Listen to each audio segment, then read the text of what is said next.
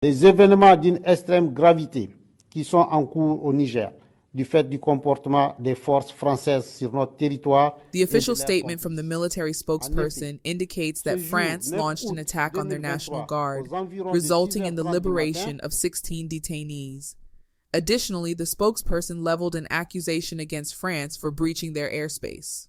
The A400M military transport plane from France supposedly deactivated its transponders and communication equipment, facilitating an undetected flight within their airspace. France acknowledges these actions while citing a pre-existing military agreement with Nigerian authorities, though the military junta dissociates itself from this pact. Consequently, France has been requested to depart from Niger and shut down its military bases.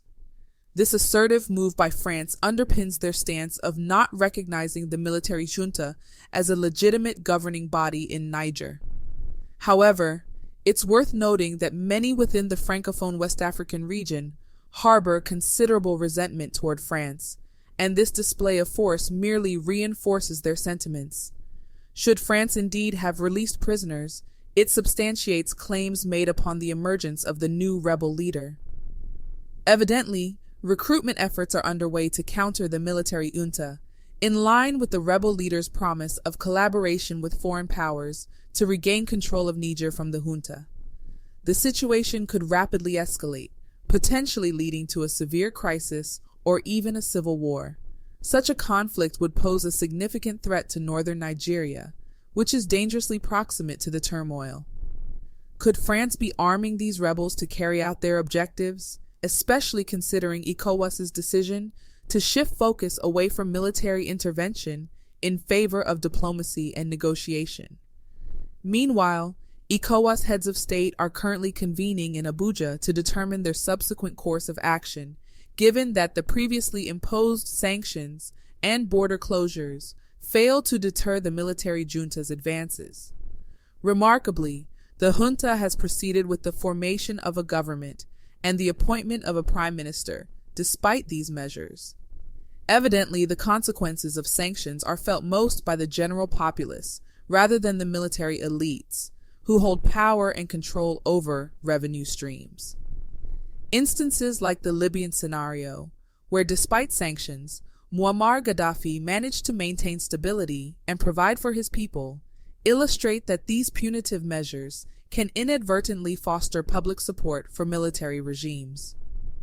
This pattern emphasizes the counterproductive nature of economic sanctions, as they tend to push the population closer to the ruling military rather than the reverse.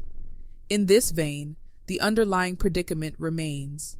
The true adversary of the Nigerian people is poverty. Regardless of the actions taken by external powers like the United States and France, the overriding challenge remains tackling poverty. While the Nigerian military now commands authority, they must not merely cling to power. They should strive to better the lives of their citizens. Despite appointing a new government, the junta must address corruption and prioritize the welfare of the populace. Failure to do so could render them no different from the politicians they ousted. The decision to close off their airspace underscores their limitations, all of which can be traced back to a common root: poverty. With sufficient resources, they could have invested in defense capabilities such as advanced radar systems, fighter jets, and comprehensive surveillance to ensure territorial security. Despite the presence of numerous foreign military bases within the nation, significant insecurity continues to persist. These issues revolve around a fundamental truth. As individuals rise above poverty, their sense of patriotism towards their country deepens. When people are plagued by hunger and uncertainty about their next meal, their allegiance to the nation wanes. Yet, when they witness a functional and equitable nation, where their endeavors yield a decent livelihood and secure savings, their loyalty naturally gravitates towards their homeland. This is the essence of the dynamics at play, with poverty emerging as the foremost adversary faced by the Nigerian populace. Accordingly, the current military leadership must address this core concern by embarking on a mission to alleviate poverty, foster employment opportunities, and seek alternate markets for valuable resources like uranium and gold. resources that are no longer being exported to France. Concurrently, France must comprehend the growing resentment directed towards them within the Francophone West African region. Their historical colonial ties linger in various nuanced forms, binding these countries to them decades after formal departure. This persistent connection breeds frustration as the people yearn to sever this lingering link. This sentiment resonates strongly in the massive support garnered by recent military coups in countries like Burkina Faso, Mali, and now Niger. Thus, flaunting military prowess in these nations only serves to fuel opposition and unity against France.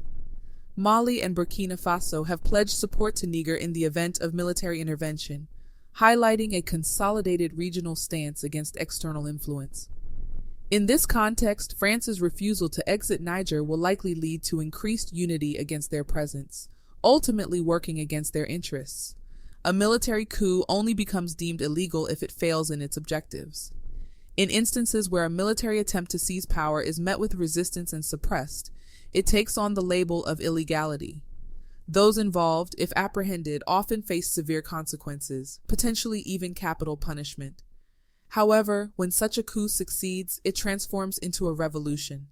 A historical example is the French Revolution, which paved the way for the modern nation of France.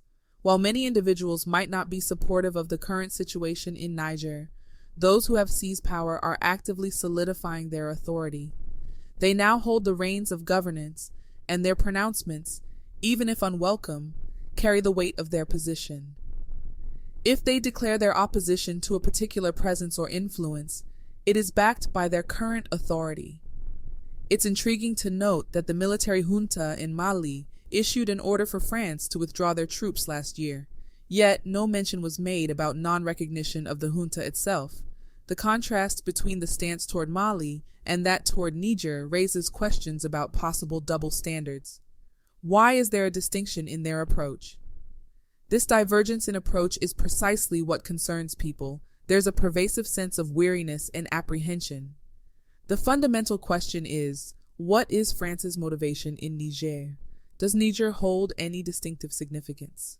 This skepticism is fueled by events like the Malian military junta's withdrawal from agreements with France, an action that wasn't met with the same resistance or contestation as the one involving Niger. The crux of the matter lies in the perception that external powers might be attempting to assert control and influence over their internal affairs. There's a prevailing sentiment that these external actors want to dictate the course of their nation, implying an undue assertion of authority. This line of thinking revolves around the concept of sovereignty, where nations assert their autonomy and right to self-governance.